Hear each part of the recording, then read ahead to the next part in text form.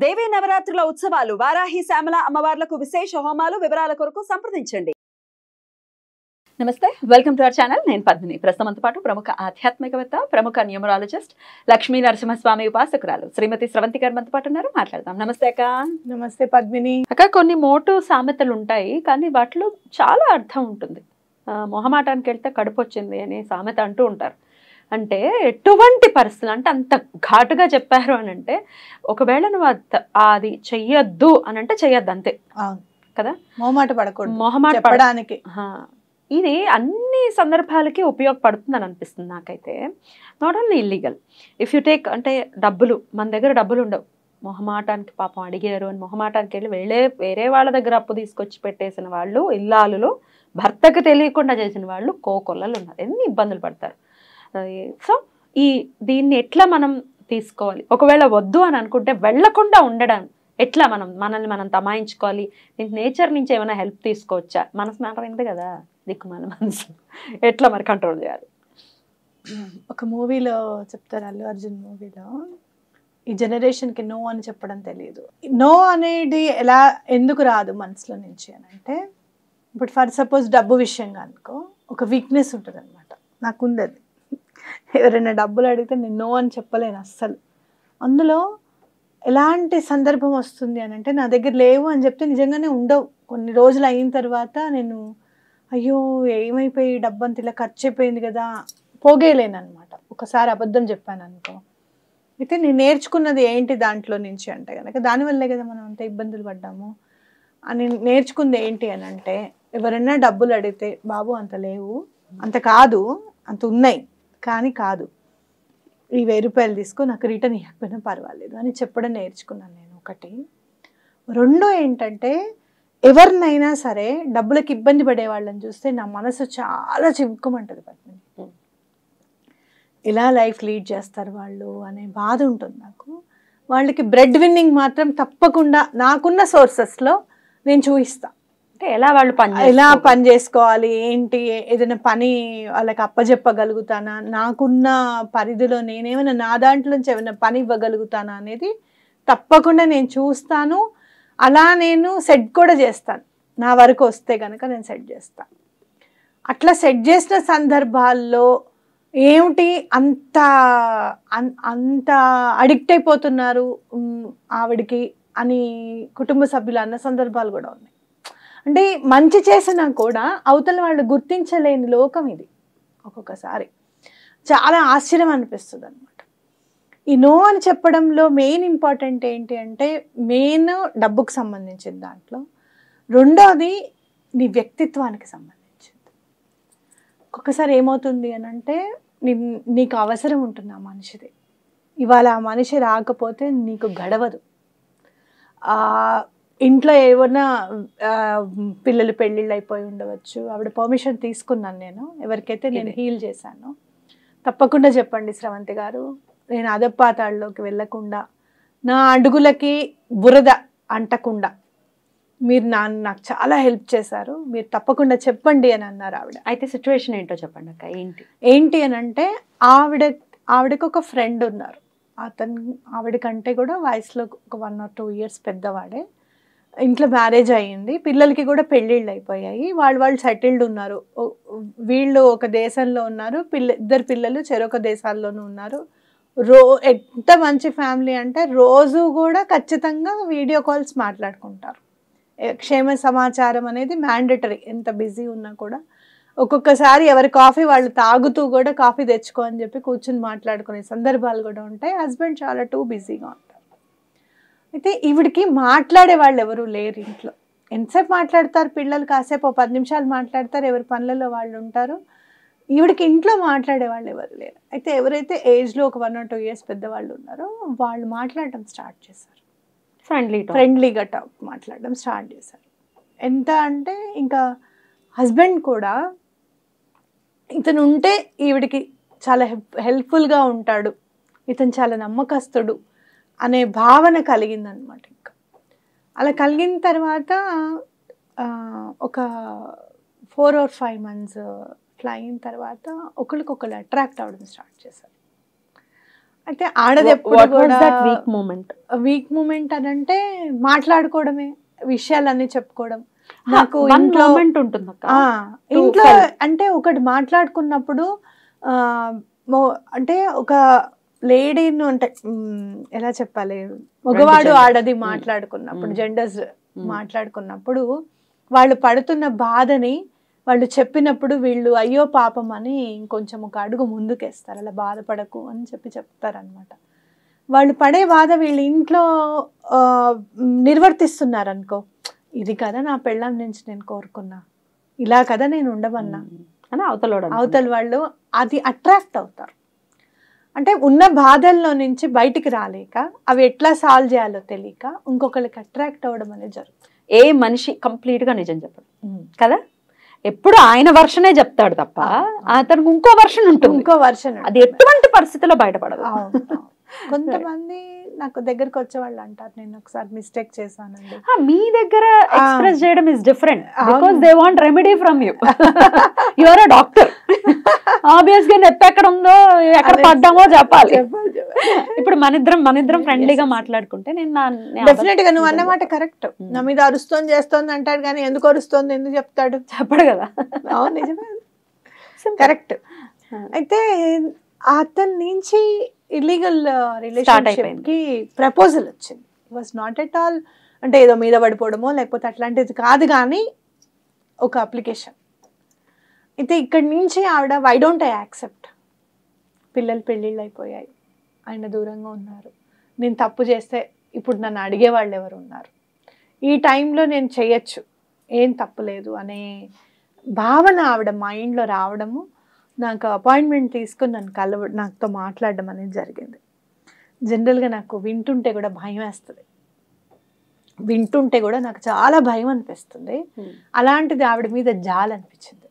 Even though she wants to do mistake, అది చెయ్యకూడదు అని ఒక అపాయింట్మెంట్ తీసుకుని చేసింది అని అంటే ఎక్కడో ఆవిడలో నిజాయితీ ఉంది, ఎక్కడో ఆవిడ మనస్సాక్షి మాట వింటోంది. ఆఫ్ కోర్స్ మనస్సాక్షి లోపల నుంచి ఒక వాయిస్ వింటోంది. ఎవరికి తెలుస్తుంది మనం చేస్తే తప్పు, ఎవరికి తెలుస్తుంది అని అంటే నేను ఇదే క్వశ్చన్ అడిగాను. ఎవరికో తెలియాల్సిన అవసరం లేదు.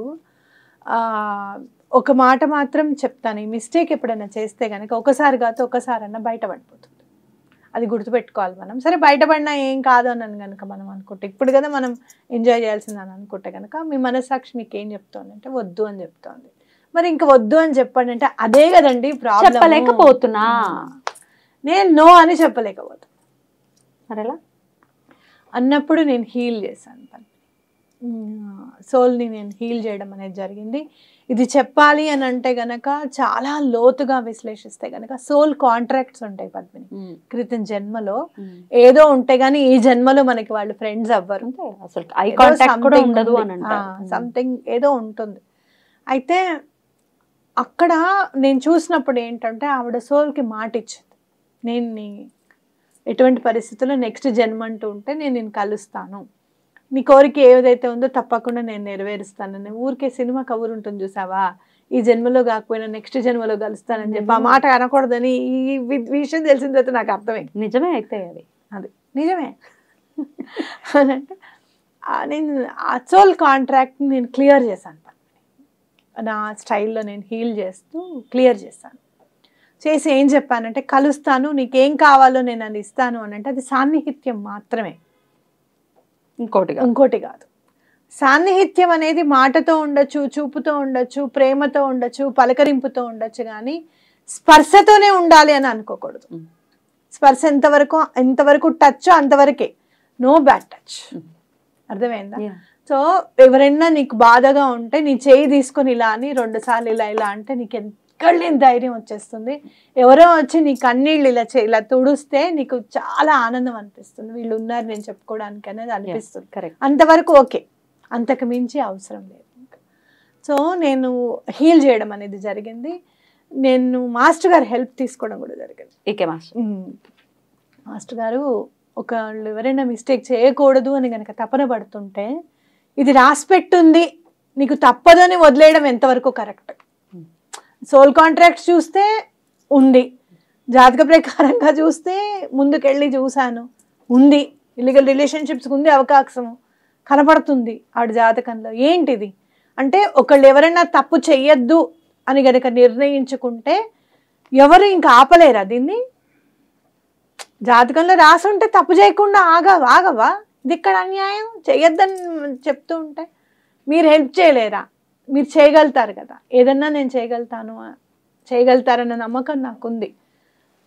మీరు కూడా వృప్తరహిత రాజయోగము అని అంటున్నారు. అంటే ఏంటి? నెక్స్ట్ జన్మ అంటూ లేకుండా మోక్షమే సంపాదించే రాజయోగం కదా మీరు ఇచ్చేది.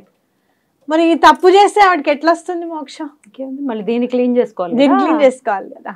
సో మీరు జనింపజేయండి, ఎలా చెప్పాలి అనేది జనింపజేయండి. ఆవిడ మనసుకి ఆవిడకే జనింపజేయండి. నేను ఏం చెప్పినా కూడా మనం ఒక 10 మాటలు చెప్తే అది కాదండి ఇది కాదండి అని అంటే, నేను మాట అన్నా, చూడమ్మా చేస్తే తప్పు చేస్తే నువ్వు ఫీల్ అవుతావు, వద్దంటే ఆయన ఫీల్ అవుతాడు, తెలిస్తే మీ ఆయన ఫీల్ అవుతాడు, ఇంకేం చెప్పకు నేను ఫీల్ అవుతాను. ఏమిటి త్రివిక్రమ్ పూనారు మీ మీద? నేను ఫీల్ అవుతాను అని చెప్పి ఆవిడకి జనించేటట్టు చూడు. ఎందుకంటే గనక నేను చెప్తూ ఉంటే ఇట్స్ నాట్ పాసిబుల్ అంటే ఇంకెక్కడ ఉంటుంది దీనికి ఎండ్? అవునా కాదా?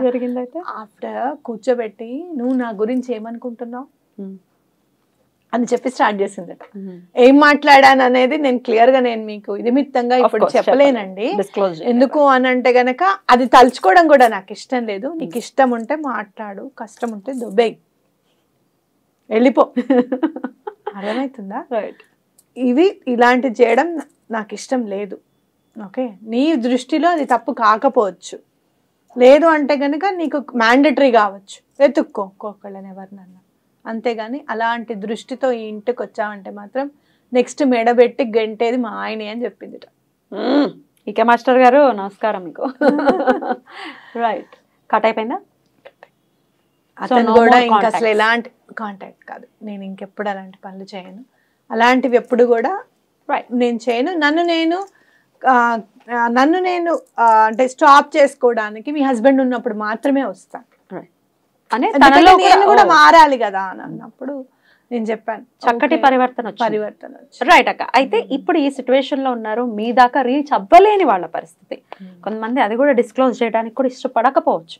ఇట్లా దండం పెట్టుకోమంటారు, ఇట్లా నేచర్ చేయడానికి ఒకటి. 2 ఏదన్నా మీరు సహాయం పొందితే బ్లాక్మెయిల్ చేయడం. మీ సహాయం పొందావు, నేను చెప్తాను, మీ ఆయనకి చెప్తా, మీ ఆవిడికి చెప్తా. అమ్మాయిలు ఏం తక్కువ లేరు ఈ రోజుల్లో, ఆడవాళ్ళు ఏం తక్కువ లేరు. ఎందుకు లేరు? అవును, నేను కావాలా? నేను హ్యూమన్ రైట్స్ చేసినప్పుడు ఒక ఇరిగేషన్, నేను నీకు కావాలా, సరే నీళ్ళు నా పేరు మీద రాసేసాయి, రాయడానికి కూడా రెడీ అయిపోయాయి, వచ్చేస్తా. అబ్బా, రాయడానికి కూడా రెడీ అయిపోయారు. వీళ్ళు అడగడం కాదు, వాళ్ళు రాయడానికి కూడా రెడీ అవుతాడులేండి వాడు.